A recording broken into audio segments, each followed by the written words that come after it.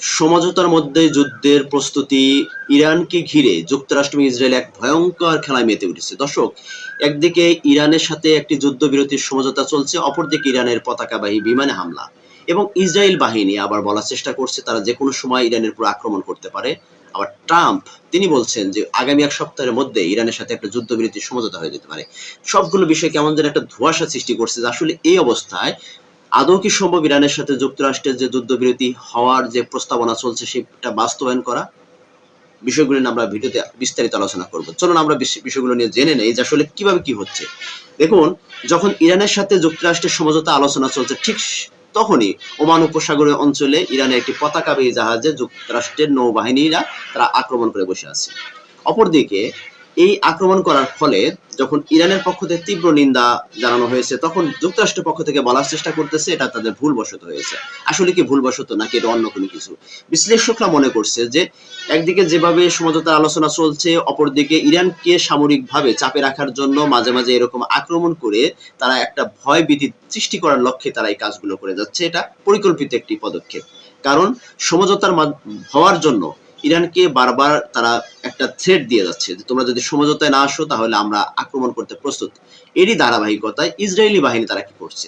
Israel বাহিনী বলতেছে যে যুক্তরাষ্ট্র যদিও তাদের সাথে সমঝোতা করার পরিকল্পনা করছে, কিন্তু এই ব্যাপারে আমাদের কোনো নলেজ নাই বা এই ব্যাপারে আমরা তেমন একটা জানি না। তবে আমরা যে কোনো সময় আবার ইরানের সামরিক মানে বিভিন্ন বিষয়ের উপরে তারা হস্তক্ষেপ করতে পারে বা আক্রমণ করতে পারে। কারণ তাদের দাবি যে ইরান কোনোভাবেই পারমাণবিক শক্তিধর রাষ্ট্রে পরিণত হতে পারে না বা হতে দিব না, যার কারণে ইরানি বাহিনীর উপরে বা ইরানের উপরে যে কোনো সময় ইসরায়েলি বাহিনী আবারও হামলা করতে পারে এরকমই থ্রেট দেওয়া হচ্ছে।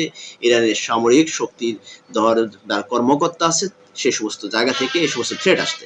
অপরদিকে দেখেন, ট্রাম্প বলার চেষ্টা করতেছে যে ইরানের সাথে হয়তোবা আগামী এক সপ্তাহের মধ্যে তাদের সাথে একটা সমঝোতায় পৌঁছানো সম্ভব।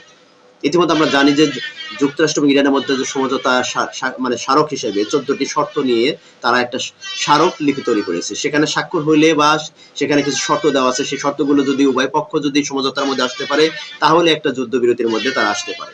তাহলে কি সম্ভব যে আসলে এই যে হামলা এবং হুমকি, তার মধ্যে আবার আক্রমণ, সবকিছু মিলে কি আসলে সমঝোতা তাদের পৌঁছানো সম্ভব? দেখেন, এখানে কয়েকটি বিষয় কিন্তু খুবই গুরুত্বপূর্ণ। যুক্তরাষ্ট্রের পক্ষ থেকে বলা হচ্ছে যে ইরানের যে পারমাণবিক যে কর্মসূচি অর্থাৎ ইউরেনিয়াম সমৃদ্ধকরণ যে কর্মসূচি আছে সেটাকে তাদেরকে স্থগিত করতে হবে এবং তার পরবর্তীতেই যুক্তরাষ্ট্রের পক্ষ থেকে ইরানের উপরে যে বিভিন্ন নিষেধাজ্ঞা আছে, হরমুজ প্রণালীর উপর নিষেধাজ্ঞা আছে, বাণিজ্যিক নিষেধাজ্ঞা, অর্থনৈতিক নিষেধাজ্ঞা সবকিছু তুলে নেওয়া হবে। শুধুমাত্র তাদের শর্ত হচ্ছে যে হরমুজ প্রণালীতে ইরানের প্রভাব কমাতে হবে এবং ইউরেনিয়াম সমৃদ্ধকরণের চিরতরে বন্ধ করতে হবে। এখন ইসরায়েল এটার পক্ষে যে ইউরেনিয়াম সমৃদ্ধকরণ আজীবনের জন্য নিষিদ্ধ করতে হবে, বাট ইরানের পক্ষ থেকে বলা হচ্ছে যে ইউরেনিয়াম সমৃদ্ধকরণ সাময়িক সময়ের জন্য সেটা স্থগিত করা হবে, কিন্তু যে এটা পরে যে সমস্ত কার্যক্রমগুলো দুই দেশের মধ্যে কনফ্লিক্ট তৈরি করে ফেলেছে সেই সমস্ত বিষয়গুলো নিয়ে আমরা পর্যায়ক্রমে আলোচনা করব। তবে তিনি বলেছেন আমাদের যদি আমাদের যে জব্দকৃত সম্পদ সেই সমস্ত সম্পদ ছাড়তে হবে এবং আমাদের ব্যবসায়িক বিভিন্ন প্রতিষ্ঠানের উপর যে সমস্ত নিষেধাজ্ঞা দেওয়া হয়েছে সেগুলো তুলে নিতে হবে, হরমুজ প্রণালী যে সমস্ত নিষেধাজ্ঞা আছে সেগুলো তুলে নিতে হবে, দেন তারা একটা আলোচনায় বসবে বা সমঝোতায় আসবে। তাহলে যে দুটি রাষ্ট্রের বড় বড় দুটি শর্ত দেওয়া থাকে, এই শর্ত সাপেক্ষে কি তারা আসলে আলোচনার সাপেক্ষে তারা কি সমঝোতায় পৌঁছাতে পারবে কিনা এটা নিয়েও ধোঁয়াশা সৃষ্টি হচ্ছে। যে এখানে উভয় পক্ষকে সমঝোতায় আসতে হলে তাহলে উভয় পক্ষকে ছাড় দেওয়ার মন মানসিকতা থাকতে হবে। আমরা দেখেছি যে যদি যে কোনো যুদ্ধে বা যে কোনো জায়গায় যদি কোনো ছাড় না দেওয়ার মন মানসিকতা না থাকে সেখানে কিন্তু কোনো শান্তি আলোচনায় সফল হয় না।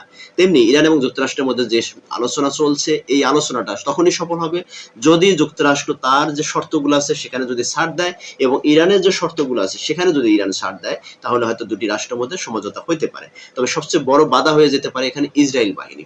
ইসরায়েল যেমন হুমকি দেওয়ার চেষ্টা করেছে যে যদি আমাদের সাথে ইরানের উপর যে কোনো সময় আবার ইসরায়েলি বাহিনী তারা আক্রমণ করতে পারে, কেননা তাদের দাবি যে ইসরায়েল তারা দাবি করছে যে ইরানকে সামরিক শক্তি ছাড়া কোনোভাবে তাদেরকে দামানো যাবে না বা তারা সমঝোতার মধ্য দিয়ে এটা শুধু লেন্দি একটা প্রসেস, এখানে কোনো বাস্তবতা কোনো ফলাফল হবে না, তাদেরকে সামরিক শক্তি দিয়ে তাদেরকে দামিয়ে রাখতে হবে বা ধ্বংস করতে হবে। তো এটা হচ্ছে ইসরায়েলি বাহিনীর বা ইসরায়েল সামরিক বাহিনীর একটা তাদের চিন্তা চেতনা।